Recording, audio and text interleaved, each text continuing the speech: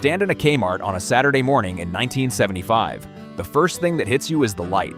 Fluorescent tubes running the full length of the ceiling, bright enough to read by, bright enough to make everything look slightly more real than it is outside. The smell is popcorn from the snack bar near the entrance, fresh plastic from the toy aisle, the faint rubber of new sneakers stacked in their boxes.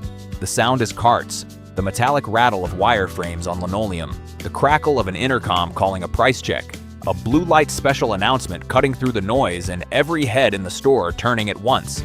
Look around. There are 1,500 items within 30 feet of you. Automotive supplies, garden tools, fabric by the yard, goldfish in a tank near the pet section, a lunch counter where you can get a hot dog and a Coke for under $1. A mother with 3 kids is comparing shoe sizes 2 aisles over. A retired man is reading the back of a seed packet in gardening. A teenager is flipping through record sleeves near the back. This is not a shop. This is the center of the community. Kmart at its peak ran 2,486 stores. It was the second largest retailer in the world. It had a satellite system before most companies had a fax machine. For millions of Americans, it became a regular weekly destination and one of the country's most recognizable retailers. Then it filed for bankruptcy, twice. To understand how that happened, you need to understand a strategic choice that symbolized a much larger problem. Kmart's downfall was not caused by a single decision alone, but by years of prioritizing visible improvements while falling behind in the systems that powered modern retail. Harry Blair Cunningham is not a name most people know. He should be. Cunningham joined S.S. Kresge Company in 1928 as a management trainee earning $14 a week. S.S. Kresge ran 5 and dime stores, the American equivalent of Woolworths, affordable goods, fixed low prices, high street locations. For 30 years, Cunningham worked his way up. Store manager, district manager, regional vice president. In 1957, the Kresge board gave him something unusual for a retail executive: 2 years with no operational responsibility. His only job was to travel America and figure out what retail was about to become. What Cunningham saw frightened him. Car ownership was exploding. Suburbs were spreading outward from every major city. The customer who had walked to the 5 and dime on the high street was getting in a car and driving somewhere with a parking lot. The high street was not dying yet, but the road out of town was getting busier every year. He came back and told the board exactly what was coming. And in 1962, the year he became CEO, S.S. Kresge opened the first Kmart, Garden City, Michigan, March 1st, 1962. The format was built on a single idea: everything a family needs, under one roof at the lowest possible price, with parking for 500 cars outside. In the same year, 1962, Sam Walton opened the first Walmart in Rogers, Arkansas, and Dayton Company opened the first Target in Roseville, Minnesota. 3 discount retail chains. 1 year, 1 country. What happened next defined American retail for the next 6 decades. Kmart wins the first round, and it isn't close. By the mid-1960s, Kmart was expanding at one of the fastest rates in American retail history. By 1976, there are 1,647 stores. The pace of expansion is something that has almost no parallel in retail history. Cunningham is building in suburbs before the suburbs are finished. Stores are opening in towns where the roads outside are still being paved. The blue light special becomes a cultural institution. A roving cart with a flashing blue police light appears somewhere in the store unannounced. An intercom voice announces a 15-minute sale on a specific item at that location. Customers sprint. It is theater and commerce at the same time, and it works because it makes shopping feel like an event. You came in for socks and left, having won something. By 1977, Kmart's annual sales exceed $8 billion. Walmart's are under $2 billion. Target is not yet in the same conversation. Kmart is so dominant that internal memos from this period barely mention competition. The company is not watching its rivals. It is watching its own expansion map and filling in the gaps. That confidence is the first crack in the foundation. During the 1970s and early 1980s, Walmart began investing heavily in centralized distribution centers, logistics technology, and eventually a private satellite network. The logic was simple. Better information meant better inventory control. Over time, these investments gave Walmart unprecedented visibility into what was selling, where it was selling, and when stores needed replenishment. Over the next decade, Walmart built one of the most sophisticated supply chains in retail. By the mid-1980s, Walmart's distribution centers are processing stock faster than any competitor. Its satellite system connects every store to the Arkansas headquarters. Its buyers have real-time data that Kmart's buyers will not have for another 15 years. Kmart's response to this is to keep opening stores. In 1977, the same year Kmart's sales hit $8 billion, the company acquires a bookstore chain, then a sports retailer, then a DIY chain, then a cafeteria business, then insurance. In the 1980s, Kmart buys Walden Books, Builders Square, Pace Membership Warehouse, the Sports Authority, and Borders Books. The logic from the boardroom is diversification. The logic from the shop floor, had anyone asked, would have been different. Every dollar spent acquiring a bookstore chain is a dollar not spent on distribution infrastructure. The stores themselves begin to show it. By the mid-1980s, Kmart's stock availability is running noticeably behind Walmart's.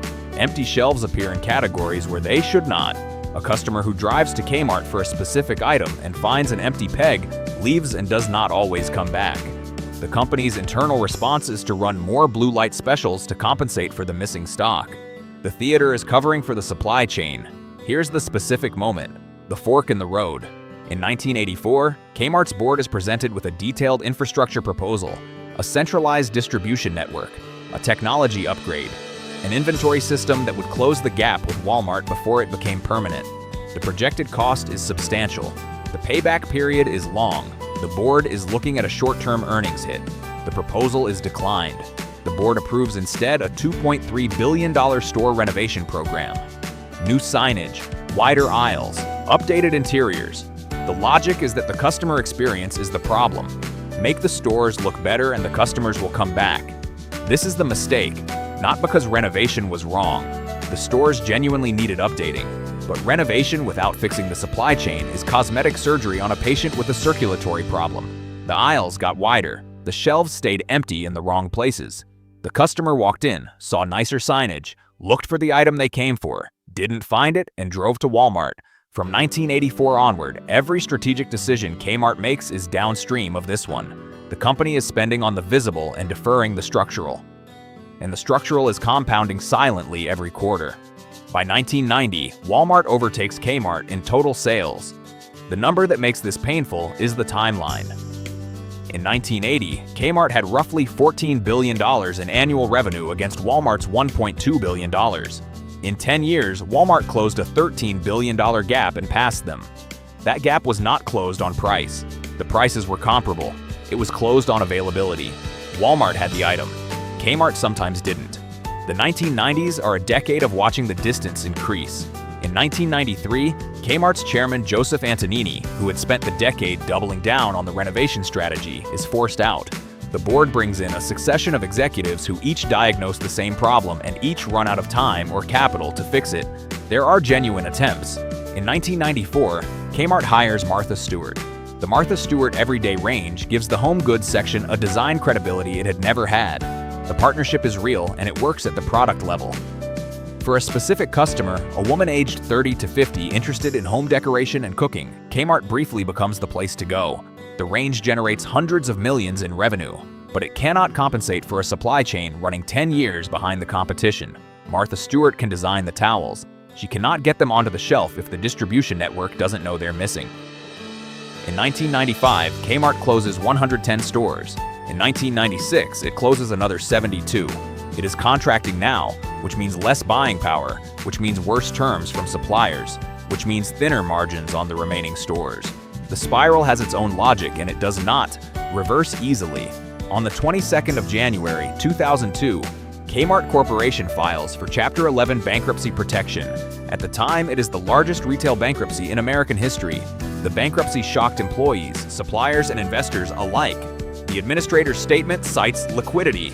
Suppliers had begun pulling credit insurance, demanding cash payments, cutting deliveries. Without stock, the Christmas season had been catastrophic.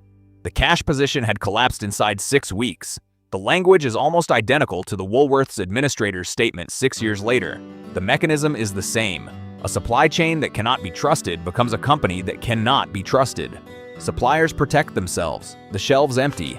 The customers stop coming. The cash runs out. Kmart emerges from bankruptcy in 2003 under a new chairman, Edward Lampert, a hedge fund manager who had bought distressed Kmart debt at cents on the dollar and converted it into equity. He does not come from retail. He comes from capital allocation. The distinction matters. Critics argued that Lampert focused too heavily on financial engineering and asset value while the retail business continued to deteriorate. Over the following years, profitable stores are sold or closed. The remaining estate shrinks. In 2004, Lampert engineers a merger with Sears. The combined company, Sears Holdings, becomes the vehicle for a financial strategy that treats the stores themselves as secondary to the property and brand assets they sit on. In October 2018, Sears Holdings files for bankruptcy again. At that point, Kmart has 687 stores remaining from a peak of 2,486. By the mid-2020s, only a handful of Kmart locations remained, with just one traditional full-size continental U.S. store still operating. Walk back to Garden City, Michigan, the first store. March 1st, 1962. Harry Cunningham standing in a car park watching people push wire carts through automatic doors, smiling because he built it from a 2-year road trip and a conversation with a board that listened. Popcorn from the snack bar. A blue light somewhere in the back. A price check on the intercom. The instinct that built Kmart was correct. Put everything a family needs under one roof. Price it low. Park it where the cars are. That formula worked for a decade and a half without serious challenge.